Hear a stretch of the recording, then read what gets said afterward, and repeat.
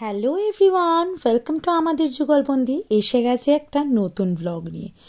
সন্ধ্যাবেলায় বৌদি, আমি, মা, আমার ভাইপো আর এক মামি আমরা সবাই মিলে বেরিয়ে পড়েছি। আর আমরা সবাই মিলে চলেছি দমদম উৎসবে। এই দেখো, রাস্তাটায় কিন্তু লাইট দিয়ে সাজানো হয়ে গেছে। দমদম উৎসবের কিন্তু আজকেই শেষ দিন। এটা কিন্তু দমদমের একটা ভীষণ বড় অনুষ্ঠান একধারে, আর সাথে কিন্তু মেলাও রয়েছে। এখানে ভীষণ বড় করে সাংস্কৃতিক প্রোগ্রাম হয়, আর তার সাথে এই মাঠ জুড়ে হয় মেলা। একবার দেখে নাও কত বড় জায়গাটা, কি সুন্দর পরিষ্কার পরিচ্ছন্নভাবে সাজানো গোছানো থাকে। এই মাঠের মধ্যেই কিন্তু এই অনুষ্ঠানটা সম্পূর্ণ হয়। এবারের থিম নিশ্চয়ই ছিল চলচ্চিত্র, তাই জন্য এভাবে একটু ডেকোরেশনস করে নিয়েছিল এরা। এরপর মেলার ভেতরে কি কি আছে সেটা অবশ্যই তোমাদেরকে ঘুরিয়ে দেখাবো। চায়ের দোকান থেকে শুরু করে খাবার দাবারের বিভিন্ন রকমারি জিনিস সবই ছিল। আমরা প্রথমেই চলে গেছি খেলনার দোকানে, কারণ আমার ভাইপোর সবার প্রথমেই খেলনা চাই। এছাড়া কিন্তু বিভিন্ন রকমের দোকান ছিল। মেলা মানেই তো এটা, সমস্ত রকম জিনিস এক জায়গায়। সাজগোজের জিনিস, খেলনার জিনিস, খাওয়া দাওয়ার জিনিস, ঘর সাজানোর জিনিস, কাপ প্লেট বলো, কত রকমের জিনিস এক জায়গায়। বেলুন ফাটানো থেকে শুরু করে লাকি ড্র, সমস্ত রকমের দোকানে কিন্তু ছিল এখানে। দেখে নাও কত কালারফুল মেলাটা। আর আমরা যেহেতু সন্ধ্যের দিকে গিয়েছিলাম, সেই জন্য কিন্তু প্রথম দিকে বেশ ফাঁকা ফাঁকা ছিল। এই সময় মোটামুটি ওই সন্ধ্যা 6টা মতন বাজে। মেলার এই শেষ প্রান্তে কিন্তু বসেছে বিভিন্ন রকমের রাইডসগুলো, আরও কিছু খাওয়ার দোকান। একটা রোতে সমস্ত রকমের জিনিসপত্রের দোকান ছিল, আর এপাশের একটা রোতে ছিল বেশিরভাগই বিভিন্ন রকমের খাওয়া দাওয়ার দোকান।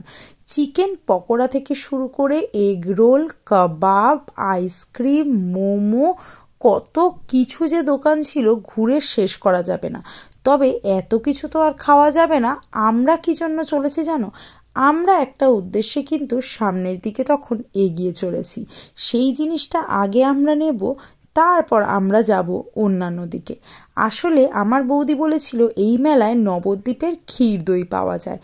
আমরা এই জন্য নবদ্বীপের ক্ষীর দইয়ের উদ্দেশ্যে কিন্তু একদম সামনের দিকে এগিয়ে চলেছি, যে প্রথমেই নবদ্বীপের ক্ষীর দইটা নেব। এই হলো নবদ্বীপের ক্ষীর দই।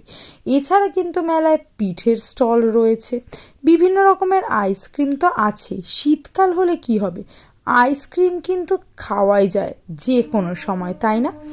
এরপর আমি আর আমার ভাইপো ভাবছি কি খাই। ডিসাইড করে নিলাম পটেটো স্প্রিংটা খাই। আমি কোনোদিনও পটেটো স্প্রিং খাইনি। ওকে বললাম চল তুই আর আমি মিলে পটেটো স্প্রিং খাই। এইরকম সুন্দরভাবে স্প্রিংয়ের মতন করে কেটে সেটাকে ডিপ ফ্রাই করে ওপরে সস আর মেয়োনিজ দিয়ে দিয়েছে। খেতে কিন্তু বেশ ভালোই ছিল। ওদিকে বৌদি নিয়ে নিয়েছে পাপড়ি চাট। পাপড়ি চাটটা খেতে কিন্তু দুর্দান্ত ছিল, দারুণ চটপটা ছিল। আর এপাশে আছে বিভিন্ন রকমের রাইডস, তোমাদেরকে একটু দেখিয়ে দিই। নাগরদোলনা থেকে শুরু করে ছোট বাচ্চাদের বিভিন্ন ছোট ছোট রাইডস, সমস্ত কিছুই কিন্তু আছে এখানে।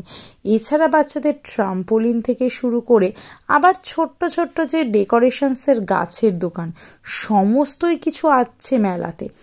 এবার দেখো ভিড়টা কিন্তু আস্তে আস্তে বাড়তে শুরু করেছে। এই সময় মোটামুটি সন্ধে 7টা বাজে। আমরা 6টায় এসে দেখেছিলাম কত ফাঁকা মেলা, কিন্তু এই সময় কিন্তু বেশ ভিড়। শেষে কেনাকাটা কমপ্লিট করে আমি আর আমার ভাইপো নিয়ে নিলাম দুটো আইসক্রিম। ওই যে বললাম, আইসক্রিম কখনই ব্যাকডেটেড হয় না। আর এই দেখো, যেখানে কালচারাল প্রোগ্রামটা চলে, এখানে কিন্তু অনেক বড় বড় শিল্পীরা আসেন প্রোগ্রাম করতে। বিশেষত বড় বড় গায়ক গায়িকারাই কিন্তু এসে থাকেন। অনেক সুন্দর প্রোগ্রাম হয়, আর এখানে কিন্তু বসার ব্যবস্থাটা খুবই সুন্দর। এছাড়াও মেয়েদের জন্য সম্পূর্ণ আলাদাভাবে বসার ব্যবস্থা করা আছে, এবং ছেলেদের জন্য আলাদাভাবে।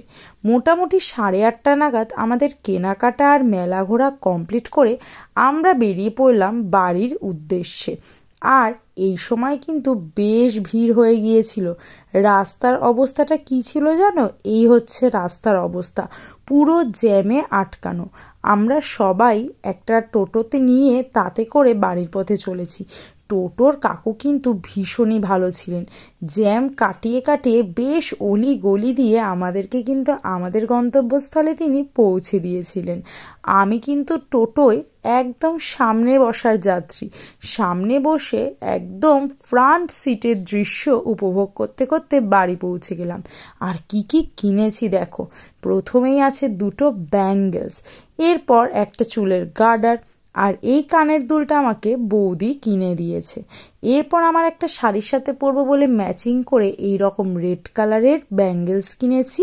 এছাড়া কয়েকটা আংটি কিনেছি ছোট্ট ছোট্ট। আংটি পরতে আমার কিন্তু ভীষণ ভালো লাগে। এরপর ছোট ছোট দুটো কানের নিয়ে নিয়েছি, হালকা ছোট্টর মধ্যে ঝোলানো মতন, বেশ কুর্তির সাথে এগুলো কিন্তু পরে বেরোনো যায়। আমার একটা শার্পনারের খুব দরকার ছিল, এই কিউট শার্পনারটা নিয়ে নিয়েছিস তার জন্য, আর একটা নেইল পলিশ এই কালারটার। এছাড়া যেটা মেন আকর্ষণ সেটা হলো নবদ্বীপের ক্ষীর দই। এটা কিন্তু খেতে দুর্দান্ত, আমাকে একটু টেস্টও করিয়েছিল। মায়ের জন্য নিয়েছি ঝুরি ভাজা, আর মেলায় গেলে এটা না হলে তো চলেই না। আর আমি মেলা থেকে বেরোনোর একদম মুহূর্তে গিয়ে এই জিলিপিটা একটুখানি কিনে এনেছি। আজকের ব্লগটা এখানেই শেষ করছি। তোমাদের ব্লগটা কেমন লাগলো অবশ্যই জানিও। ভালো লাগলে আমার সাথে থেকো। ভালো থেকো সবাই। Tata, bye bye.